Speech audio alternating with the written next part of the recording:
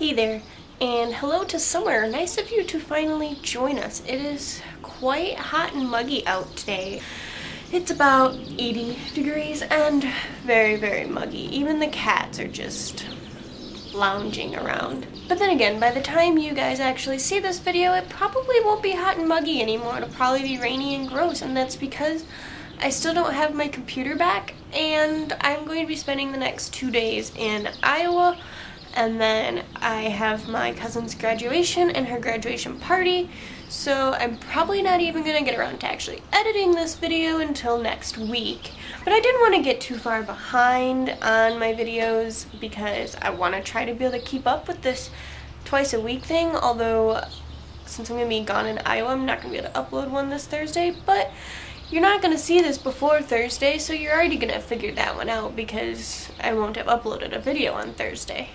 Like I said, I don't want to get too far behind, so I'm kind of just filming a bunch of videos, and they'll all be there for me to edit as soon as my computer gets back. So, don't expect to see me go away anytime soon. I thought I would just talk about a few things that I found interesting over the last week or so. And the first thing is medical related, in a way. So, as many people do, they have prescriptions that they refill at the pharmacy and stuff, and one of my main prescriptions that I have to fill is my inhaler. So I needed a refill on my inhaler, and I called it in, and they told me that I couldn't receive my refill because the insurance company said it was too soon. So to no fault of the pharmacy company, I did not have an inhaler for a few days. I think it was 4 days too soon according to the insurance company. And I understand that they don't want people abusing their ability to get refills and selling off their drugs or something, and that would make sense if I was trying to refill it a week after I'd already refilled it. But this was almost a month, and I was like 3 or 4 days short of them saying okay. So what I don't understand is, why don't they just say, okay, you're pretty close, we'll go ahead and refill your inhaler for you? Because I, like most people, were prescribed an inhaler by my doctor for a reason, and that reason for most people usually is because their lungs are a piece of crap, and every once in a while, if we don't use an inhaler, we're not going to get enough air. And well, what happens to people who don't get enough air? They die. So I just want to thank the insurance company for being willing to let me die. Luckily nothing is serious enough that if I hadn't had my inhaler, which I didn't, I would have died. It's nice to know that I'm up there on the list of importance things. I'll remember that next time I get your letter of being a valued customer. The other thing I wanted to talk about is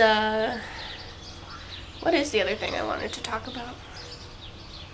The other thing I wanted to talk about is telemarketing. And I know everybody gets those calls from telemarketers wanting you to sign up for a phone service or buy something. It's what telemarketers do. Well, I received a telemarketing call the other day, and while it's not really that groundbreaking that I actually got a telemarketing call, the interesting bit is what it was. Not just that it was a telemarketing call, but more like who it was from. This wasn't from AT&T or Verizon or an insurance company or some charity or your usual person who does telemarketing. This was from the military. I don't remember what branch it was for. All I know is it was the American military, and they called to let us know that they were taking donations. And I just thought that was kind of interesting because technically the military, as far as I know, is a part of the government. And the military budget is pretty much the largest chunk of the American budget. And yet they're calling us regular citizens asking for donations. So I think, it's kind of interesting because in a way, really, the government is telemarketing. They didn't actually specifically say, hello, this is the United States government, we'd like you to donate money, but really, I mean, that's pretty much what it was.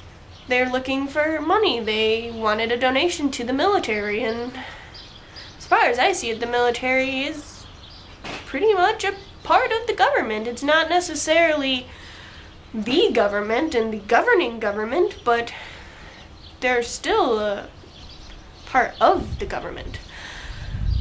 And I just kind of think, you know, if the government is soliciting us for donations, we're kind of screwed. I mean, there's that whole budget crisis and possible government shutdown thing not too long ago, but if they have to do telemarketing calls for donations now, I mean, last I knew, that was called taxes. And believe me, Uncle Sam, I paid Uncle Sam. So, I don't know, that's just my little 2 cents for the day, and I hope that you all have a wonderful weekend, and I hope the weather stays beautiful for me and beautiful for you whenever you watch this. I will see you next time, and until then, bye!